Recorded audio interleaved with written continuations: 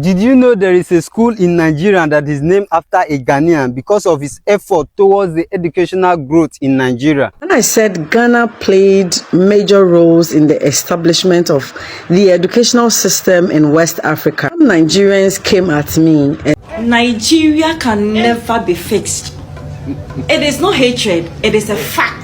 Ghana is indeed the mother of Africa. So this video is currently circulating of a school named after a Ghanaian in Nigeria. When we say that Ghana plays a very big significant role in Nigeria as a country today, a lot of people will come after us. But yeah, we're going to be checking out videos of, the schools and what people have to say, because this video is currently trending. But if you're just seeing me for the first time, I'm simply Lilian. Please do well by liking this video, subscribe and share. Thank you so much. Let's check out these videos together. Did you know there is a school in Nigeria that is named after a Ghanaian because of his effort towards the educational growth in Nigeria? Fast track back to the year 1920. Here comes a Ghanaian educator in the person of Dr. James Aggrey, visited Lagos, Nigeria, and was delivering series of lectures trying to inspire Africans. And out of those crowds, here comes a 16-year-old boy, Nnamdi Azikiwe, that was moved and inspired by the message delivered by Dr. Aggrey. Before meeting Aggrey, Zik was largely influenced by the British educational system, but Aggrey convinced Zik to study in the United States of America because as at that time the Negro and the Pan-African movement was revolutionary. And he did not stop there. He gave him a list of universities that accept blacks, which is Lincoln University, of which he equally attended. When Zik came back from the United States, he searched for a job in Nigeria and was widely rejected. It was still Aggrey that gave him the platform to move to Ghana and work with him. So you can see the mentorship between Dr. James Aggrey to Zik and Zik to Kwame Nkrumah. These three people actually attended the same university in the United States of America with the same ideology. They were not actually fighting for a trophy. They were actually fighting for a better West Africa. when I said Ghana played major roles in the establishment of the educational system in West Africa, some Nigerians came at me and said, what has Ghana got to offer? Just to add a little to the education that this guy has just given us, remember that this same Dr. Aggrey was the same person who said if you educate a man, you educate an individual, but if you educate a woman, you educate a nation. Also remember that this same Azikiwe that this guy mentioned in the video schooled in Achimota Senior High. Also remember that this same Azikiwe was Nigeria's first ever president. The next time you think ordinary Ghana, what can Ghana do? What can Ghana provide? What does ordinary Ghana brings to the table? Remember this video. Ghana had been involved with Nigeria in the issue of Azonto. That the Nigerians wanted to annex it and call it something else. Yes, and so they did a song called Alinko. And then Batman or Samini rebutted and said that I see you doing Azonto. You are telling me you are doing Alinko. What is Alinko? Good question. All right. And their Alinko, they were trying to do something like that. P Square released that song. They decided to become very conscious of it. So they created Shoki. And all these was after Azonto. After Azonto had made it. So they wanted to actually tell us that whichever way we look at it, they are also a force, maybe better than us. All right. So after some time, then they released Shaku Shaku. What? Yes. Because they wanted to go viral. They wanted to say that look, we have movement that can match Azonto. You see some of these particular things that the man is saying, you know. If I was the same person who came to sit here and say the same thing, and a Ghana, una they like competition, una they like they mention Nigeria, una they like they steal things, bro. These are the facts. I'm telling you. And Ghanaians who are actually not aware of these things also fall for that fact that Ghana they like the copy from Nigeria. Meanwhile, Ghana has been pioneering this thing like way back. Nobody from Nigeria can name any dance that was popular before the Azonto era. Look at my face. Yes, it might be popular in Nigeria, but cross borders to Ghana and became popular like Azonto. I'm waiting for that particular dance. You don't know. You can't name any. Meanwhile, in Ghana, we've had dances that particularly started in the Ghana community. Anybody will grow up for Accra here, where then time to the go Bonyo party. It began people where they introduced that Bonyo party culture into waykeeping. Then time if you go Bonyo party, you hear things like Azonto, Kogon, boy. Boy basically means to open yourself. That's why you see them they dance and then they open their legs. And this dance have been there like way back. Even before Aki and Popo were doing these things in their movies. As to how they got to know about the dance there, I don't know. But boy has been there since. Anybody who you know. After the era of Azonto, that be when they came up with Alingo. Alingo then came in 2014. Then follow up with Shoki. I don't know if he did before that one, but then that be after that time before it can be popular. Then Shaku came. The Ghana community, when it comes to dance in Ghana, there, dance way carry Ghana go the world. It be Ghana people. That one you can't take away from them. Name any dance way be popular in Ghana, enough from the Ghana community. And that is why I always pick up people like Dope Nation. They are never letting the culture down. They are doing things like boy. When you look at Kakalika, it's making waves everywhere. But nobody they talk about that be how Ghana people did. The first ever black professor in the world is a Ghanaian. The first ever scholar from black race is a Ghanaian. A young man that studied law, medicine, logic, metaphysics, physiology, philosophy. Why do you think he wrote as a thesis or what they call dissertation at that time? Why do you think he chose the topic? The absence of sensation in the faculty of sense in the human mind and their presence in the organic and living body. Think about this. Why did you think he wrote about that? He chose that topic. It was a deliberate act. He was driving narrative. It was 1734 after his graduation. His defense was on that topic. Why do you think he wrote on that? This is a red gem, for crying out loud. Where is the project? We demand the project works of that man. We demand for professors project work. So if you are with me, please type let's go. Share this, let it get to the authorities. Please, Africans must wake up and we must demand what belongs to us. Nigeria just demanded for their sculptures that were taken from during the slave trade, and it was returned to Benin Kingdom.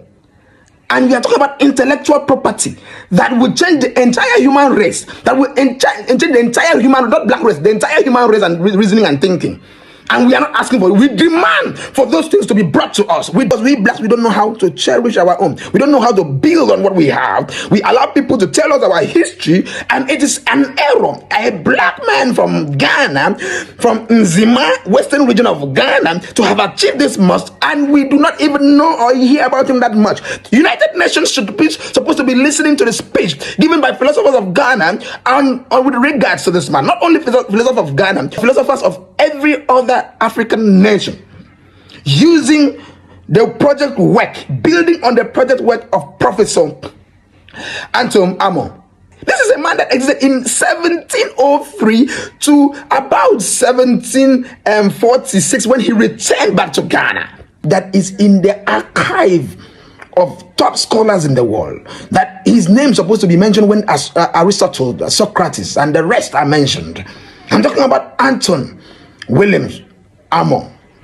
He was born 1703, was snatched from the love of his parents at the age of 5 or thereabout, and was into this transatlantic slave trade thing. And when God wants to ordain a man, like how God wanted to use Moses to liberate the children of Israel from Egypt, was carried by those transatlantic slave traders, Dutch West Indies, and was given as a gift to the Duke of Brunswick, where this young man found favor. He found favor, and they took him in as a child, and decided not to use him as a slave, but to make him be seen as a human being, because at that time, let me tell you, blacks were not seen as human beings. Their grandfathers, they were still selling their own. They were, even you that was selling, they didn't even see you as a human being. That is what Anton Amo went to discover when he got to Germany. And at that time, he started fighting for the rights and the privileges of the blacks to be given to the blacks. About 1727 to 1734, that period, That's hence his thesis in his prelims university project work that he said that the topic, his title was "Blacks Have No Rights in Europe." He spoke in 6 different languages. He spoke Greek, he spoke Latin, he spoke German, he spoke French, he spoke English, and the German spoke the high and the low German. This guy was a genius. He's not the regular child. He wasn't a regular child. That's why he was loved by the dukes. The black diamond. He was the black star. The real black star we are talking about. Why do you think Ghana adopted black star? The real black star. In the midst of all the white, he was shining. In the midst of all the white, he was a professor. In the midst of all the white, he was a lecturer. In the midst of all the white, he was a leader. He was a philosopher of high repute. Please, the president of Ghana, I plead with you, continue what Kwame Nkrumah wanted to do, because Kwame Nkrumah wanted to raise a foundation in the name of Professor Amo, and unfortunately, he could not do it. Please, I beg of you, it is a diamond, a diamond that we need. We need those project works. We need our philosophers. Let there be affiliation. The University of Ghana, Legon, and the University of Halle, Germany. The University of Wittenberg, Ghana, Germany. We need it badly. Sir, we need it badly. The ancestral spirit is back. I'm telling you the truth. We need this project work. I'm not angry for nothing. Thank you, my brother. When I was reading the project, when I was having research on this, I was reading this thing and I was getting angry because at the point they would tell me limited information. When I go to some points, he will limited information. Where are the project work of this man? Nigeria can never be fixed. It is not hatred, it is a fact. Now see, the 99% people in Nigeria are the people that are making things worse for you everywhere. That 1%, you can't do anything. See, as you are fighting to make whatever you are trying to make in Nigeria, look at what is happening in South Africa. Just imagine, look at what is happening in South Africa. You never learn. You people don't learn. The sense, I keep saying people are far from sense. These are the things you are supposed to be advocating to impact sense into your followers, into your people. You are there talking about Ghana this, Ghana that. See, you're talking about irrelevant things in Ghana. Because tell me why you people are so obsessed with kinship. But yes, though, you can't do it in Nigeria. From Ghana straight to South Africa, you see you people, sympathy, a friend is sympathy. How can me, someone like me, have sympathy for you? The sense, Nadia, you can never have it. No, it's not because I hate you. I don't hate you. No, it's a fact. I'm jotting down the facts. Explain it to me. Explain it to me. Explain it to me. Idite, come and explain this to me. You told me, say a time will come, Nigeria will be better. Come and explain this one to me.